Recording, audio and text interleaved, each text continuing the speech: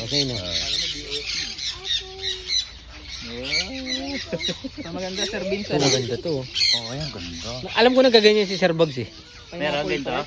Pineapple to. Pinepep niya.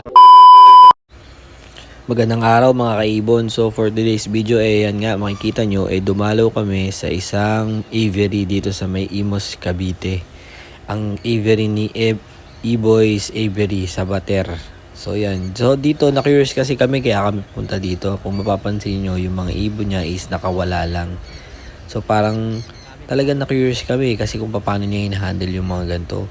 Binibilang niya ba or may mga nawawala ba. So kaya habang nagpi-pre-flight kami, afternoon, pumunta na kami dito. So, kung mapapansin mo dyan, palipad-lipad na yung mga ibon. Ayan pala si Sir, yung nakasandong black.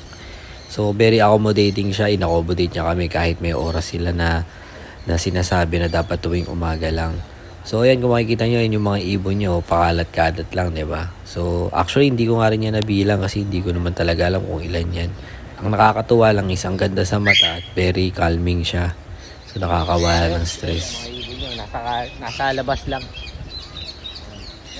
Ibon ka dyan sa labas eh. nasa labas yung ibon mo? Labas na nga Ginaldo. So yun na nga, after nga namin dyan, Mamaya papapasukin. pinakain namin yung mga ibon kasi yun yung pinaka main attraction dito. So ayan o, ang cute nga tignan, nakapila sila, nag-aantay. Actually, sabi ng may-ari na si Sir E-Boy, nagtataka daw yung mga ibon kasi nakakita ng mga ibang klaseng ibon kasi may mga dala kaming malalaking ibon. So yan. Kasi dito sobra parang kumakalma yung panahon. So ito yung pinaka big question kung paano nyo ba pinapapasok yung mga ibon na yan sa loob. Kasi imagine mo pinakawalan sila na parang kalapate. Yung kalapate di ba talaga ang nature nila bumalik sa bahay nila. So ito naman sa mga sunconure, sa mga parrot nila, siguro question sa amin talaga kung paano siya pinapalik. So yan, pinanood namin. Panoorin natin guys. So ang ginagawa niya pala is sabi niya sa amin, kapag pumasok na daw siya sa kulungan at parang tinatawag niya na or nagtatagaktak na siya ng mga pagkain, unti-unti na yan pumapasok. So kung mapapansin nyo, ayan, nagbababaan.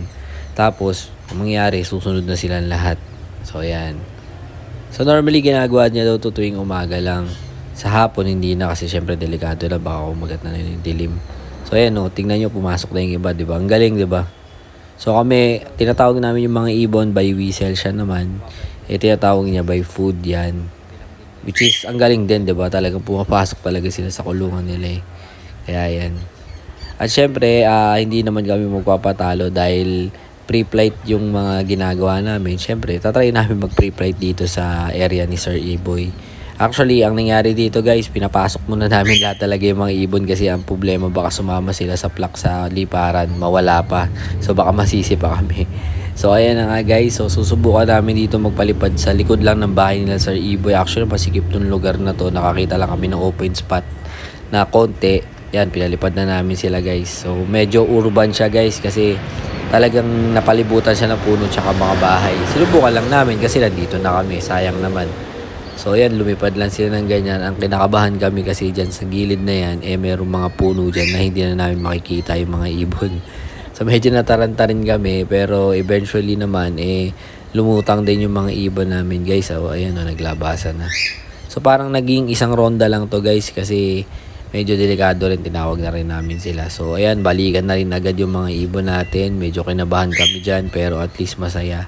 At nakita rin ni Sir E-Boy kung paano yung ginagawa naming free flight. So ayan diba? Balikan na yung mga ibon. So yan, tinabi na rin namin agad kasi syempre delikado. Tsaka yun nga, baka sumama yung mga ibang ibon ni Sir E-Boy na nasa labas pa na hindi pa pumapasok. So nakakatuwa lang din dito kasi yung attraction niya nga yan, ganyan yung papakainin yung mga ibon, 'di ba? Parang sino ba namang hindi masasayahan na parang pinagkakaguluhan ka ng ibon. Marami pala siyang GCC, ayan ito yung pinakamaganda talaga na-attract ako sa kulay nito, yung mga sunchick na to. Salamat sa panonood guys, please share this.